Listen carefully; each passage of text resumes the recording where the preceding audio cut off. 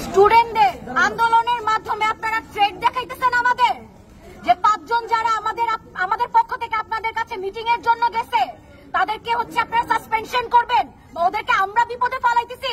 ওরা কিন্তু 5 জন না, 5,000, 10,000, 13,000 কমিউনিটি। এখন জাস্ট একটাই দাবি যে আপনি এখন নামবেন, মানে বুঝছেন কি, পদত্যাগ। জাস্ট একটাই। মুখের উপরে আপনারা 1-2 জন মনে করতেছেন আমাদের, যে মুখের উপরে বলতেছেন যে আমরা সাসপেনশন করবো ওদেরকে, আমরা বিপদে ফেলাবো ওনাদের। এগুলো হবে না, এসব হবে না। দেখে আসেন পুরো হিস্ট্রি চেক করে, বিগত দিন এত দেরি হয় নাই, 10 দিনও যায় নাই, 20 দিনও যায় নাই, কাকে নামাইতে পারছি? লং মার্চ দেখতে বাধ্য করেন না, ভদ্রভাবে বলতেছি। 2-3 দিন ধরে হাম্বল ভাবে দেখাইছে এবির স্টুডেন্ট কতটা ভদ্রভাবে আন্দোলন করতে পারে।